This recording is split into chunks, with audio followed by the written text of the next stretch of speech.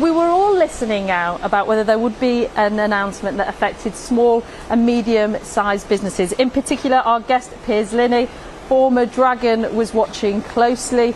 And you work with small businesses. You were listening out for the announcement yesterday.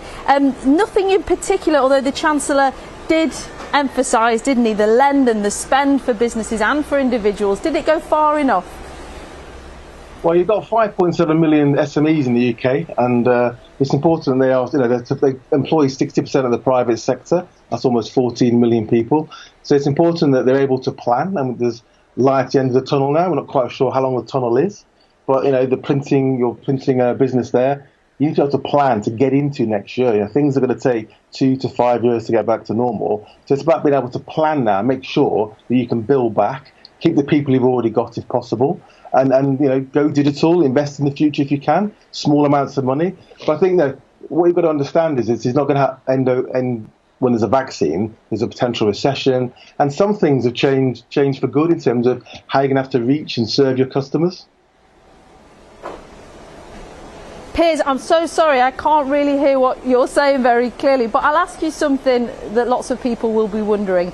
Advice for businesses who might be starting up. We know there are big loans available, backed by the government, there's cheap borrowing. Where do you see the future areas of growth as being? So the key is, and if you can hear me, is the fact you've got to be able to plan. So what business has not been able to do is plan, because you don't know how long this tunnel is. Now there's light at the end of the tunnel, there's a vaccine. You know roughly how long this pandemic is going to last, but there's also going to be a recession. So it's about planning to get into next year, to get into 2022 and beyond. Keep the people you've got. Try and keep your business small. Make those difficult decisions. But it's much easier to build back and keep the people you've got and the talent you've hired than it is to start all over again. And there's 5.7 million businesses. They are the backbone of our economy, and it's important that we all sort of support them and champion them, because they're absolutely crucial to our success going forwards. And finally, Piers, people will hear that figure that we've borrowed almost £600 billion so far this year.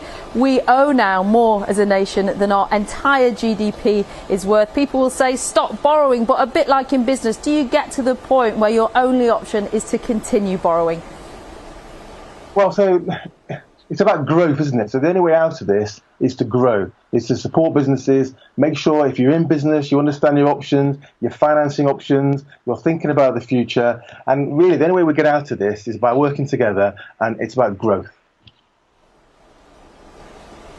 So thank you very much, Piers Linney, former Dragon and entrepreneur. A mixed reaction to yesterday's announcement, disappointment around that public sector pay freeze, but yes, that £4 billion that will be invested in levelling up the economy, but many saying it doesn't go far enough, and some critics saying those estimates for how much debt we're in are actually way lower than they will be in reality.